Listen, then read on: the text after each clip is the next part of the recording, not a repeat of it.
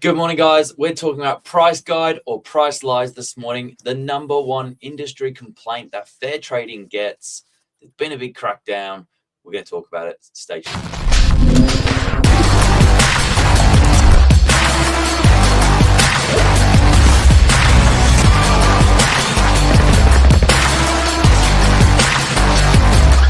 I'm the ringleader, so listen up.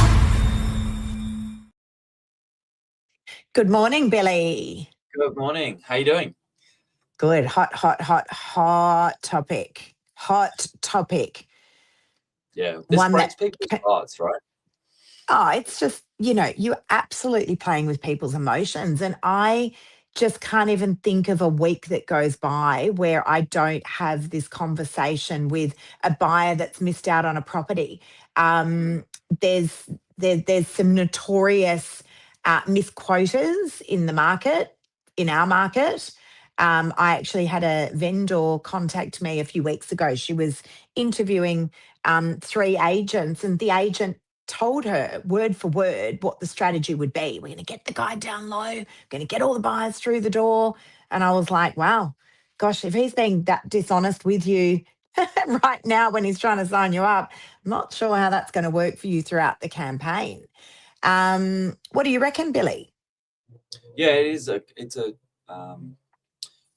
guess a topic that comes up a lot at open homes as well. You've got buyers that they're transacting on property every 10, 20 years. So it's not like they're having the conversations regularly as an agent or someone from within the industry. And it changes from state to state and country to country. So, what might be relevant here in New South Wales may not be the case everywhere. And so where someone's used to one way, where they may have purchased or sold a property before, could be totally different. And so it's hard to get the educational side of it across to people if they haven't actually had just a really good conversation about price guides in general. But you're absolutely right. Notoriously, I think the industry's got a rap for just pricing guides really low and then watching them sell $100,000-$200,000 more, sometimes more, because it's a 10% range on the price. And breaking people's heart. And I know it changes state to state, as you mentioned, Billy. We're talking about here in New South Wales with price guides. I know there was a massive crackdown. There is a massive crackdown from fair trading. It is the number one complaint that they receive, underquoting price guides or price lies, as we're talking about this morning. I'm sure it's up in Queensland, and any Queensland agents that are watching, maybe you can correct me if I'm wrong, but I don't think you have guides. And that was often a conversation as well. Well, do we just get rid of guides altogether? Is that the way forward? And then I know down in Victoria, they're bringing in that auction reserve prices need to be revealed 1 week prior to the auction reserve prices to be revealed 1 week prior. It's incredible. But if the guide is nowhere near the seller's real expectations, that's not strategy. That's complete misalignment.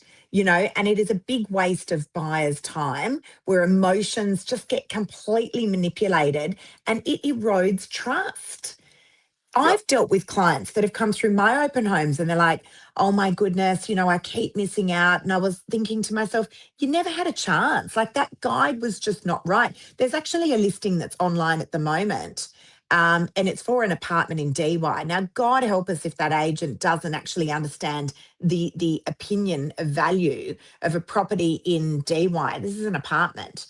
And the guide is so low. And the only reason that it set alarm bells off for me is I'm actually selling something quite similar. And my guide's right on point. I'm actually just about to exchange it today. But that apartment is almost the replica of the one that I'm selling. And the guides are just miles apart. I'm like, how are you actually even getting away with this? But why would you want to? Because all you're doing at the end of the day is just giving yourself a bad name, breaking people's hearts and giving yourself a bad name. Well, let's actually understand where the changes came from, because you would have operated and sold a lot of property under the previous pricing structure of offers over. Like, that was in place up until 2015, 2016. So there never used to be a price guide at all used to just be offers over. Yeah, that was just as I was actually coming into sales, Billy, where they had the offers over. And for anyone who doesn't know what that means, it literally is exactly that, like offers over $1.5 million. And we could then take any offers over that. But, that created a huge amount of underquoting. So Fair Trading got rid of that and they replaced that with the word guide. Which I'm not certain is much better when, as I said, I saw this listing yesterday. Yeah, that's right. It came in sort of into effect 1st of January 2016. Fair Trading's opinion was that with an estimated selling price given to the owners of a 10% range, again, we'll use $1 million to 1.1 as the example, that would then be the estimated selling price given to the buyers, and a price guide would then form a 10% from the bottom end of the number online. Generally, it's not the other way around. You don't see a price guide of 1.1 and it sells for $1 million. It tends to be the other way around. With a 10% range. And look, we appreciate it's pretty wide goalposts. $100,000 is a lot of money to anyone, but you can start to read the play and get an idea where it may come together.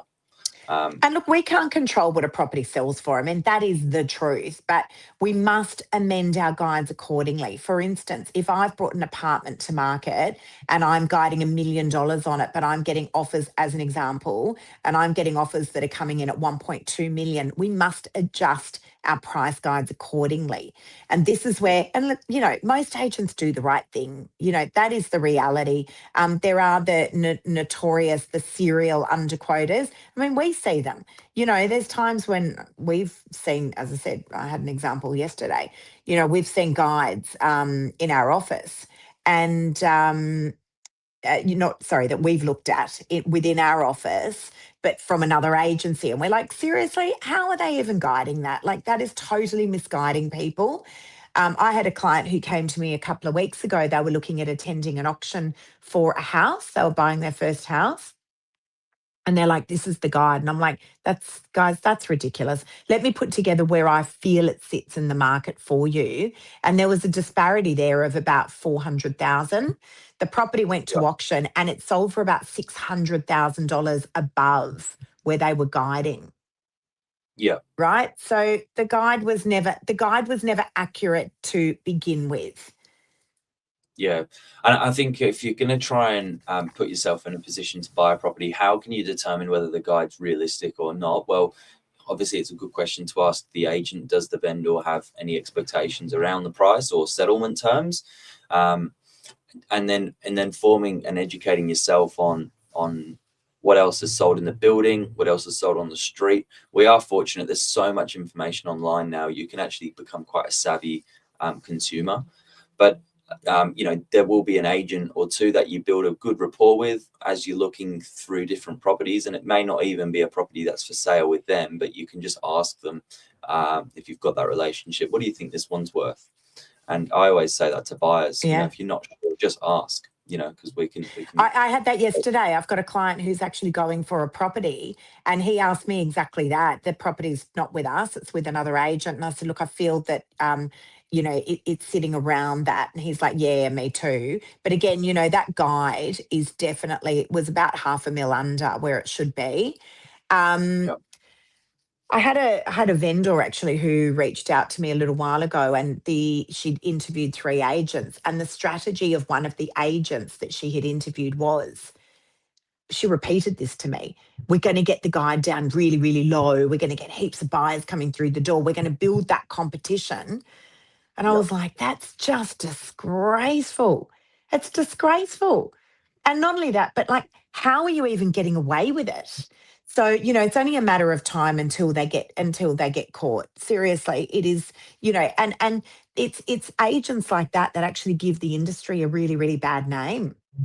And why would you want to? Listen, I had a property that I was selling, 20 Collins Street in North Narrabeen, real golden oldie. Sometimes they can be tricky to price up because you don't know how much of an impact, dilapidated house like that is going to have in a really phenomenal area. It was just one street back from the beach. And, you know, I had people calling up for the guides. We were giving them the guides. We were guiding 2.55 to 2.65. We ended up exchanging it for 2.6. But some of those buyers were saying, oh, that can't be a realistic guide. And I was like, well, it is. We're basing that on all the feedback from the buyers that are coming through the opens. You Yeah, know, that's right. we've got to hear what you guys are saying. You are the market.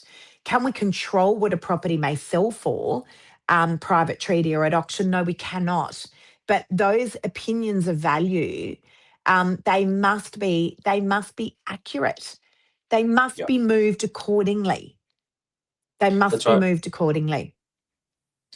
Yeah, and quite often you see within the first week or two, it does get adjusted online if the feedback is different to what the estimated selling price was from behind the computer. You got to remember the price guide's set from behind the computer, not in front of buyers. So definitely a controversial topic. Price guide or price lies.